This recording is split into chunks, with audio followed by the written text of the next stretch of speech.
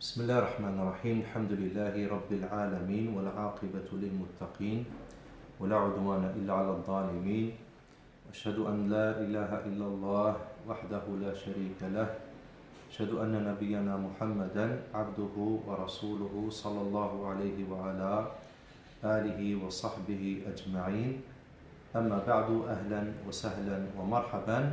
Welcome my brothers in Islam to the 17th lesson of Arabiyyah to Bayna Yadayk, book 1, part 1. ووقفنا عند الصفحة الثلاثين. We stopped at the 30th page. عند الاسم Hamza. We stopped at the name Hamza.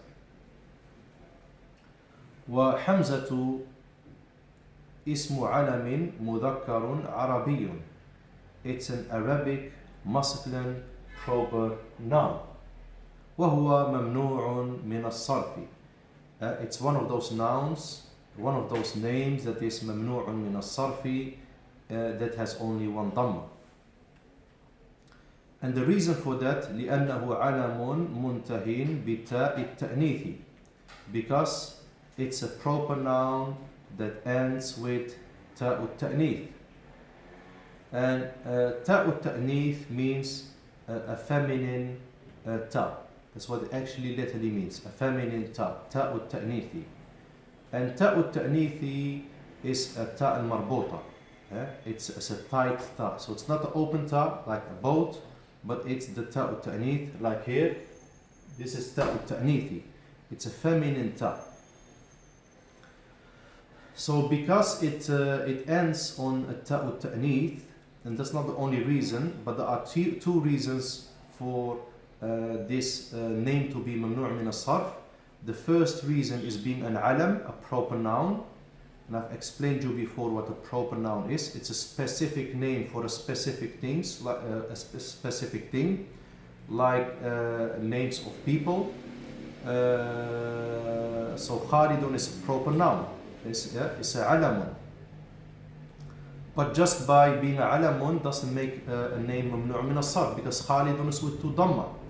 So there should be two reasons. Alamun, or some of the scholars call it al-alamiyyatu, being a proper noun. The second one is ta'ut ta'nithi, meaning a feminine ta. So if the name of a person, what is always a alamun, if it also has a ta'ut ta'nithi, a feminine ta, what is a ta al-marbota, then it's what? Mamnu' min as-sarfi. Okay? And like I've mentioned in the lesson before, it can also be even a name of a man, because Muawiyatu and here Hamzatu, it's a masculine name, but because it's a proper noun and it has a ta'ut ta'nithi, this tight ta at the end, it becomes mamnu' min as-sarfi. So all these types of names, they have only one dhamma. Okay. وَمَعْنَى حَمْزَةُ, the meaning of حَمْزَةُ, and I have given it two dhamma here, حَمْزَةٌ, because outside being used as a name, it has two dhamma. You get me? So I've told you this before, like for example, سَعِيدَةُ with one dhamma. It's one dhamma because it's a feminine name, but outside the names, you say sa'idatun, what means happy, anti sa'idatun. Likewise, hamzatun with two dhamma means humudatun, bima'na humudatun. It's similar to humudatun. So hamzatun and humudatun, they mean the same. It means sourness, or it means sour. Okay? Ash-shay'ul hamidu, something what is sour. Okay? So hamzatun means sour or sourness. Something like is mentioned in the Arabic dictionary, something that bites in the tongue because of its sourness. Okay, why do Arabs give these names? A young snake, Uthman, Hamzatu, sourness or sour. What is this all about? brothers in Islam, you have to look deeper into it, if you know what I mean. Don't look to the apparent meaning of the name. Okay? So for somebody who doesn't know Arabic, who doesn't know the deep side in the Arabic language, he will just say Hamza means sour or sourness. But look what I'm going to say now, inshallah. Al-ismu yadullu ala, the name indicates, yadullu ala means indicates, the name Hamza, it indicates what? Ash-shiddati wal-hazm. Yadullu ala ash-shiddati wal-hazmi. This name indicates, it means, it indicates ash-shiddatu wal-hazm. What means strictness and firmness. So there is something behind the scene. Okay?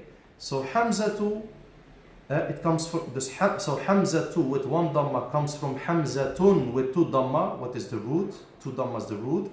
Okay, in the origin. And Hamzatun means sour or sourness. And the Arabs, they refer with this word Hamzatun to somebody who has strictness and firmness. Okay? Al-Hazm, firmness, what is a very positive characteristic. Okay? Likewise, when they say Uthmanu, don't think that it's a negative thing. Okay?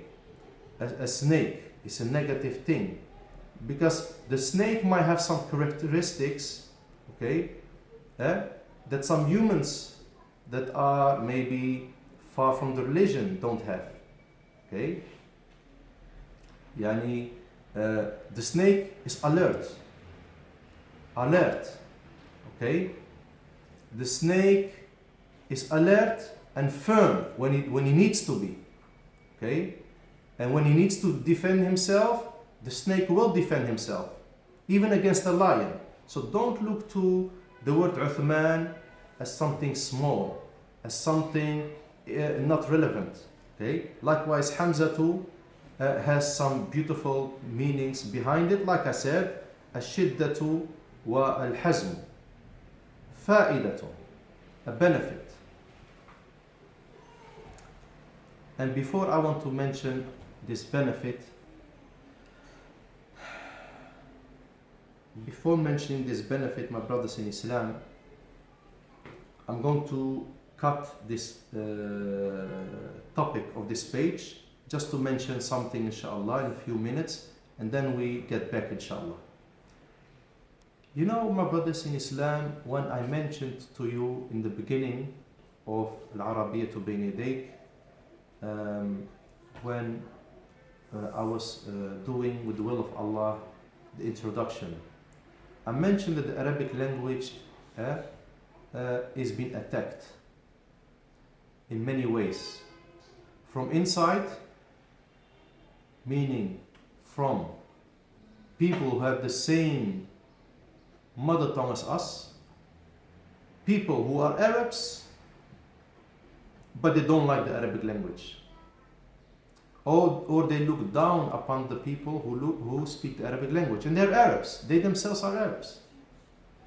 And they look up to the one who speaks English or French. These are some of the enemies. And then we have those who are spreading the slang, the different dialects, okay, to cover the pure Arabic language. Why I'm saying this?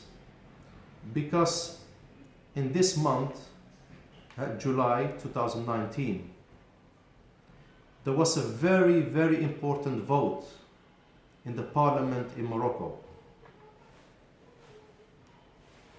A very important vote.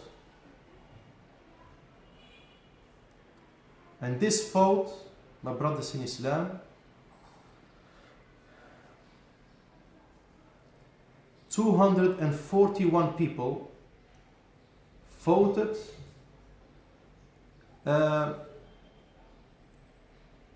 in favor of this bill, this new law. 241. What is this law? What is this law, my brothers in Islam, that is being accepted now as a law that has to be implemented in the beginning of this coming school year? The law says that from now on, the scientific subjects in the Moroccan universities are not being taught anymore in the Arabic language. I repeat, because of its importance and its dangers. All scientific subjects, all subjects that has to do or are related to science, as well as maths, okay? All these subjects that were taught in Arabic language are from now on only being taught in the French language.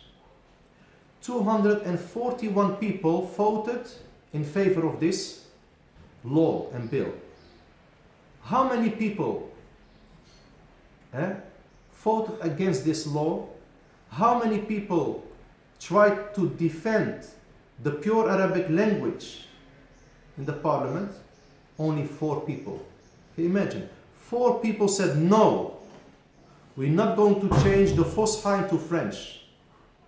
We're not going to weaken the students in the university. Okay? Just imagine, you're in China, you're Chinese, and a law comes that certain subjects in the Chinese university will be taught in the South African language. Will the people accept that in China? They will be mad, meaning angry. They will not accept that. Clear? Just imagine, you brothers in your countries. Okay? We're not talking about international universities, because for example in China you have maybe the American university or the British Council University, something like that. No, we talk about pure Moroccan universities. People who are Moroccan are now being taught compulsory these subjects in French.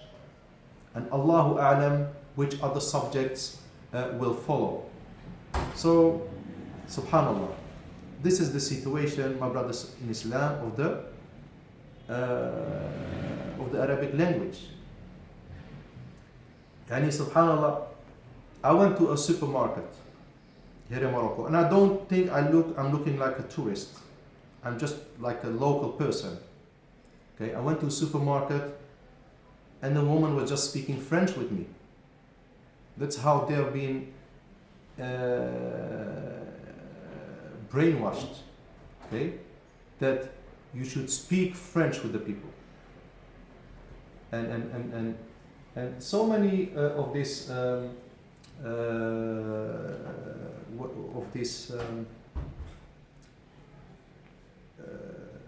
big,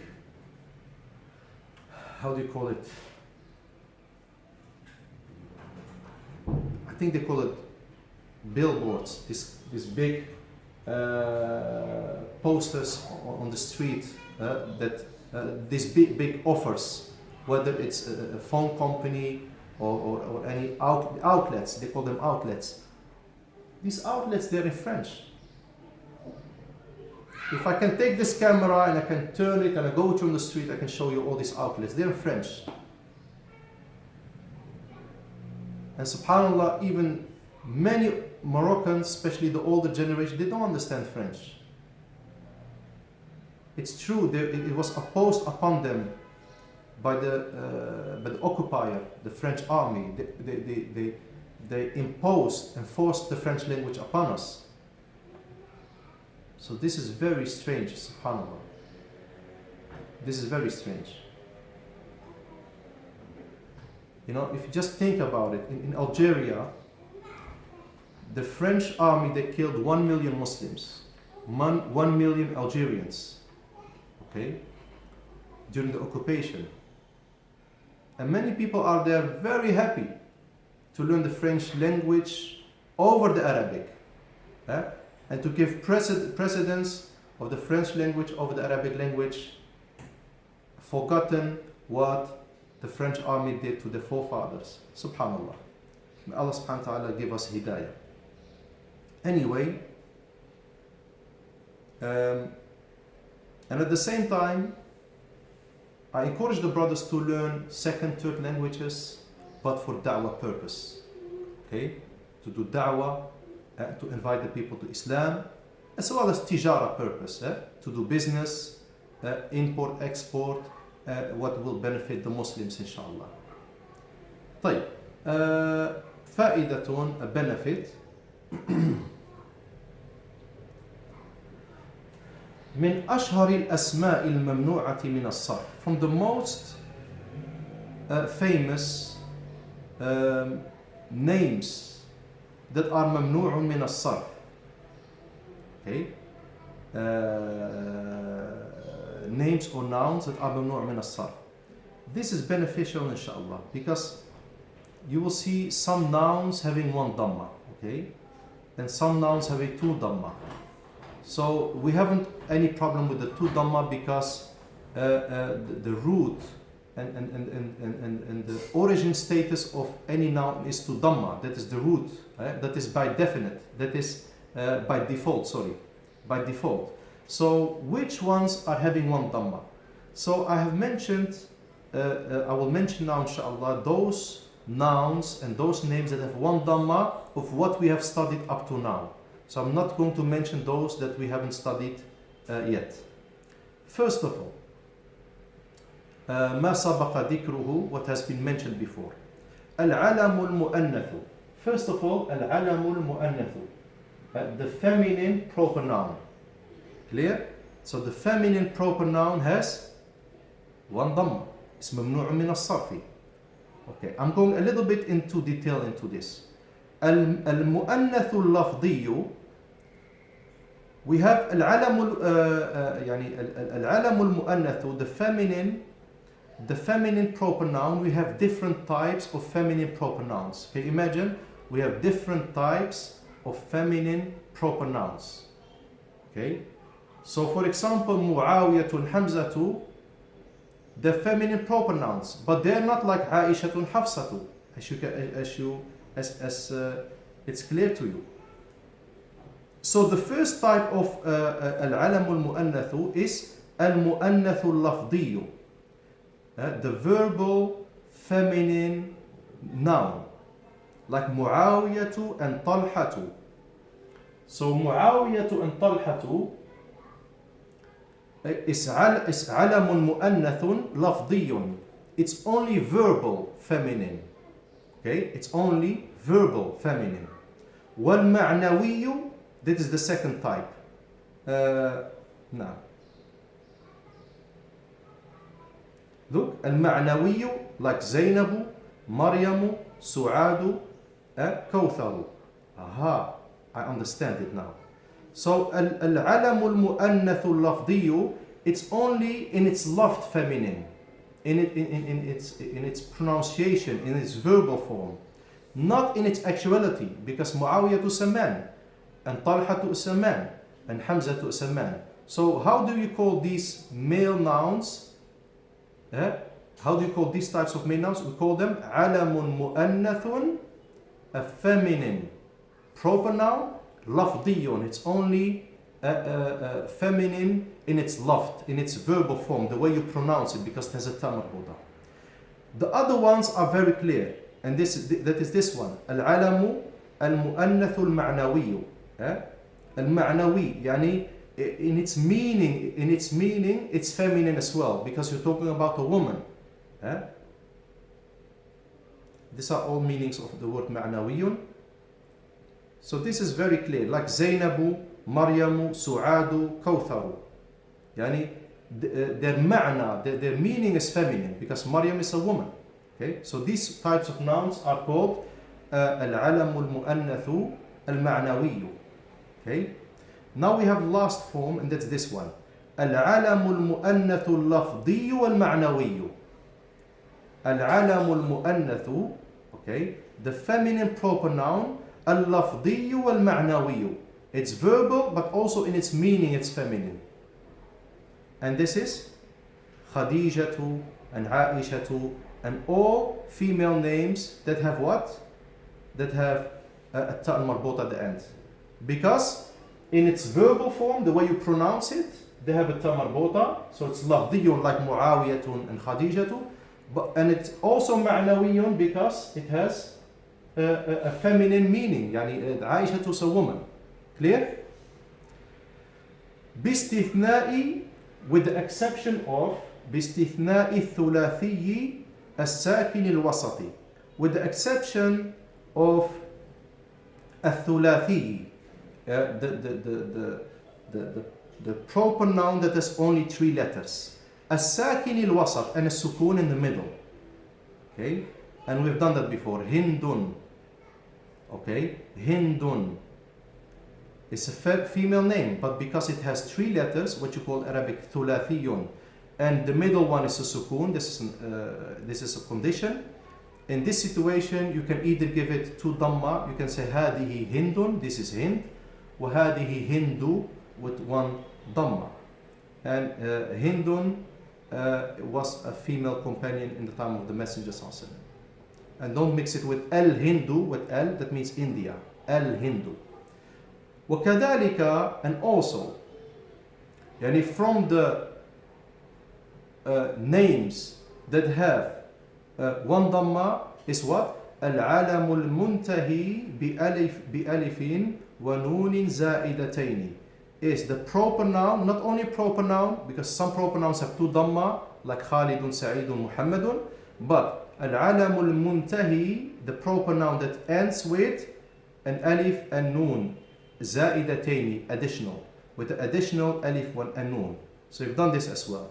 Uthmanu, Imranu, Marwanu. And this is not only for a alamun, a proper noun, because also wasfun, an adjective, what has alif noon is also mamnu' min as-sarf. For example, atshanu, thirsty, jaw'anu, hungry, shab'anu, full, farhanu, happy. Okay, another one that's also what we have studied, وَالْعَلَمُ عَلَى وَزْنِ الْفِعْلِ, and this is a very important one. The proper noun that has the pattern of a verb is also with 1 dhamma. Ahmadu, Ahmadu, Ashrafu, are names, male names. Why do they have 1 dhamma? Because they look like a verb. Because if you put Ahmadu and Ashrafu below the verb Adhabu, you will see it has the same pattern. Adhabu is I go, and Ahmadu, Ashrafu are 2 names. Okay, Ashrafu means the most noble. Ahmadu we have done before. Yazidu, Yazidu is a male name, and Yazidu is also a verb, a present tense verb. Yazidu, he adds, he increases. وَالْعَلَمُ عَلَى وَزْنِ فُعَلُ, and also the proper noun that has the pattern of فُعَلُ, like Umaru, Hubalu. Okay. وَالْعَلَمُ الْأَعْجَمِيُّ, and this is also a very important one. الْعَلَمُ الْأَعْجَمِيُّ, what means the foreign proper noun. The foreign proper noun. Okay? So any foreign proper noun is also mamnu' min as-sarf. Look, Ishaqu, Ya'qubu, Michael. Michaelu is 1 dhamma because Michael is not an Arabic name. George, if you put the harakat, is Georgiou, because George is a foreign name. And these prophets, Ishaqu, Ya'qub, are also foreign, non-Arabic prophets. Okay?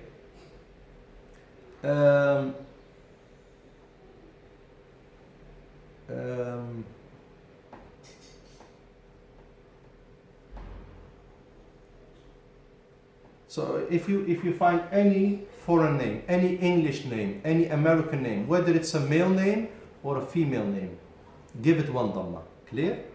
Michael, George, you can add any female names, whether it's English, French, or any other foreign names. they're all mamnu' min as-sarf, they all have one dhamma. Also, there's something I haven't written, but I will just mention quickly, inshallah. All countries are feminine. It's another thing. We talk about mamnu' min as-sarf, but I will just add something. All countries are feminine. Okay? And all cities are feminine. Okay? And all tribes are feminine. And there is an exception of six countries that I will mention that are masculine, inshallah. We will get to that, inshallah. And because they're feminine and they're proper nouns, they're also mamnu' min as-sarf. All these countries that I've mentioned in the whole world, all these countries are feminine except for 6. So all those feminine countries, they're also proper noun. So that makes them mamnu' min as-sarf as well.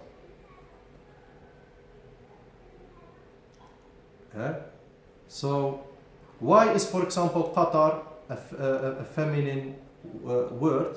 First of all, Qatar is a proper noun, and secondly, it's feminine. And anything what is a proper noun and feminine is mamnu' min as-sarf, gets one dhamma. So you say Qataru. Okay, and those exceptional 6 countries I will mention in the future, inshallah. Now, going further, inshallah, وَهَذَا عَمُّهُ أَبُو طَالِبٍ. And this is his uncle Abu Talib. And this is his uncle Abu Talib. So Abu Talib was the uncle, the paternal uncle of the Messenger sallallahu alaihi wasallam. He was the brother of Abdullah, the father of the Prophet Muhammad sallallahu alaihi wasallam. And if you look to the word Abu Talib, it's a bit different than the other names you have done. Look, Hamzatu al-Abbasu, because this one starts with Abu, what means the father of. So Abu Talib means the father of Talib. And Talibun is, you can say, a seeker and also a student. Okay? Talibu ilmin is a seeker of knowledge. And Talibun is a student. Now, al-kalimatu al-ula mudafun, the first word is mudaf, that means the added, Abu, meaning the second word will get a kasra, because mudafun ilayh. Wa-thaniyatu mudafun ilayh. The second word is what? Mudafun ilayh, the added to. Abu Talib. And like I told you, how do we know the added and added to? By the English of meaning between the two words. The father of, you see the father of Talib. Kitabu Khalid, in the book of Khalid. وهذه كنية. هذه كنيته. This is his kunya. And the kunya, this is actually not the name Abu Talib, but it's what? It's a kunya. Kunya is what you call a nickname. Or to be maybe more precise, it's an epithet. I'm not sure if I pronounce it properly, but this is as translated in the Al-Qamus al-Mawrid. In the Al-Mawrid dictionary, epithet. But some people just call it a nickname. Now, Abu Talib. Wasmuhu, and his name is Abdu Manafin. Yani the name of Abu Talib, because Abu Talib is not his name, but his kunya, kunyatun. Wasmuhu Abdu Manafin. His name, his actual name is Abdu Manafin. وأبو طالب معروف ومشهور بكنيته لا باسمه. And Abu Talib is known, معروف, known, ومشهور, famous with his kunya, not with his name. Okay? So if you ask the people, give me a name of the uncle of the Messenger, some will say Hamzatu, Al-Abbasu, Abu Talibin. You will hardly find anybody say Abdul Manafin, although it was the name of Abu Talib. Okay? So inshallah, I will stop here inshallah, and until our next class inshallah. سبحانك اللهم وبحمدك أشهد أن لا إله إلا أنت أستغفرك وأتوب إليك. السلام عليكم ورحمة الله وبركاته.